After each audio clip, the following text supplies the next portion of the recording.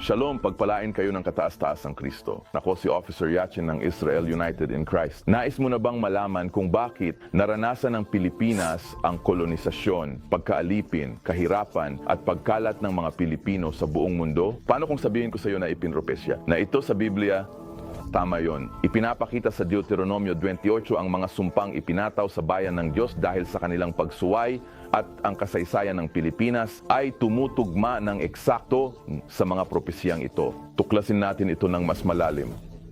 Deuteronomio 28:15. Ngunit mangyayari kung hindi mo diringgin ang tinig ng Panginoon mong Diyos upang ingatan at gawin ang lahat ng kanyang mga utos at mga tuntunin na iniutos ko sa iyo sa araw na ito, na darating sa iyo ang lahat ng mga sumpang ito at aabutan ka.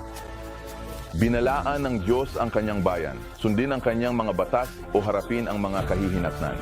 Ang mga sumpang ito ay hindi lang para sa sinaunang panahon, kundi nakakaapekto pa rin sa kanyang bayan hanggang ngayon, at kabilang na ang mga Pilipino. Deuteronomio 28:68. No. Ispalis taong daw pangkinon no sa Egypto ito bababed. Mas sasakyan na. Ay tenda ko noon simbe sa iyo. Hindi na ito muling makikita.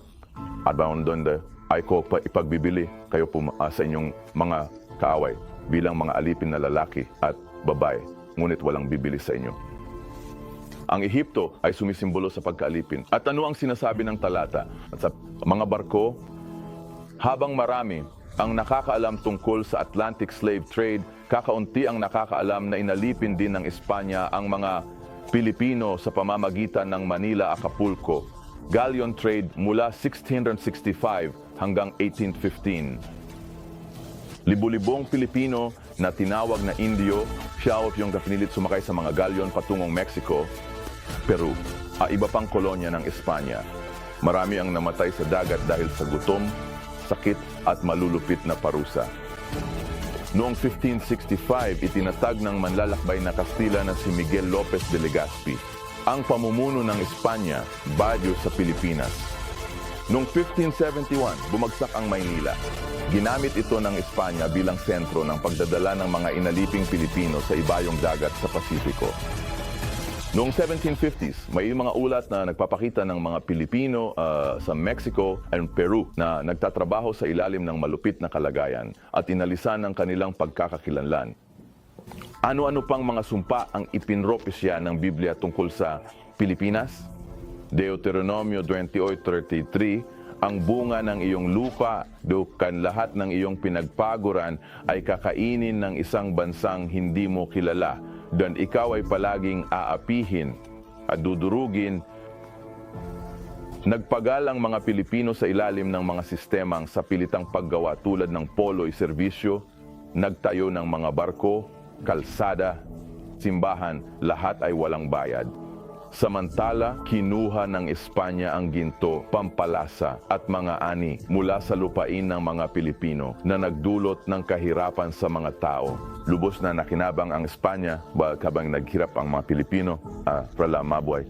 Isang tuwirang katuparan ng sumpang ito. Paano nga ba napalaganap ang mga Pilipino sa mga lugar tulad ng Mexico, Peru at iba pang kolonya ng Espanya? Nasa Biblia ba yon? Deuteronomio 28:64. At ikakalat ka ng Panginoon sa lahat ng mga tao mula sa isang dulo ng lupa hanggang sa kabila, at doon ay maglilingkod ka sa ibang mga Diyos na hindi mo kilala, maging yung mga magulang, mga Diyos na yari sa kahoy at bato. Ikinalat ang mga Pilipino sa buong mundo noong panahon ng kolonisasyon ng Espanya. Marami ang hindi na nakabalik sa kanilang bayan. Hanggang ngayon, nagpapatuloy pa rin ang pagkalat na ito. Nagkakahiwalay ang mga pamilya. Nakakaranas ng pagsasamantala at pang-aabuso ang mga manggagawa sa ibang bansa. Ang pag-alis sa sariling bayan para mabuhay ay hindi lang usaping pang-ekonomiya, ito ay katuparan ng propesiya sa Biblia na nagaganap sa ating harapan. Ngayon ang pangalang Pilipino. No, saan nga ba ito nagmula? Nasa Biblia ba yan?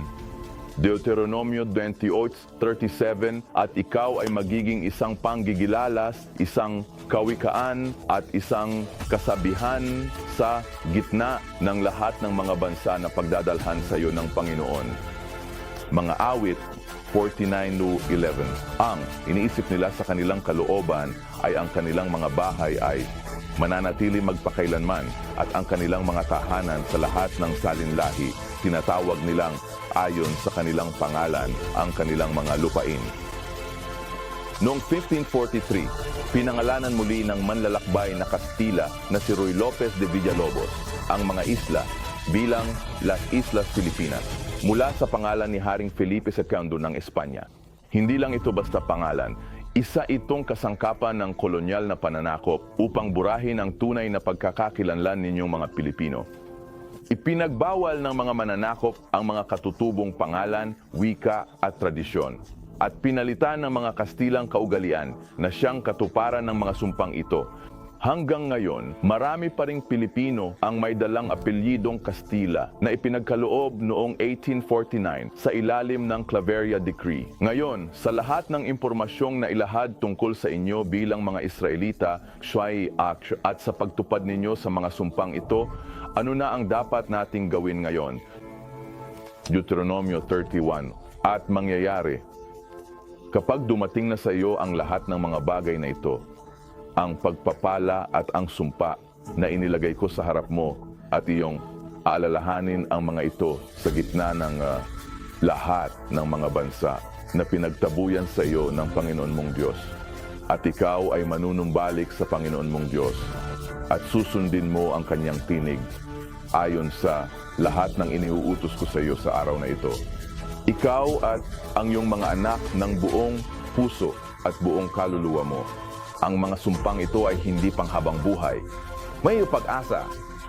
Tinatawag ng Diyos ang kanyang bayan, kabilang ang mga Pilipino, na bumalik sa kanyang mga utos at magsisi. Iyan ang paraan upang makalaya tayo mula sa mga sumpang namamana sa bawat henerasyon. Hindi lang kayo mga Indio o mga sinakop na tao. Kayo ay mga Israelita, ang mga hinirang ng Diyos. At ang panahon para magising ay ngayon na. Diyan sinasabi naming shalom. Ano?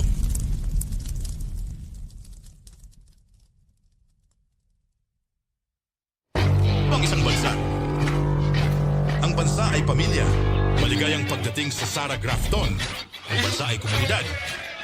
Ang bansa ay mga lalaking nangunguna sa pamamagitan ng mabuting halimbawa. Ang bansa ay suporta ng mga kababaihan. Ang bansa ay mga batang may mga huwaran. Ang bansa ay pagkakaisa. Ang bansa ay ikaw. Panahon na talaga ngayon ng bansa. Kami. Magkaroon ng anthem. Anthem kami. Yay! Yay! Yay! Yay! Yay! At Sa wakas mga kapatid, magpakalakas kayo sa Panginoon. iisa siya. Ano? Isa siya. Iisa siya. Ano? Iisa siya.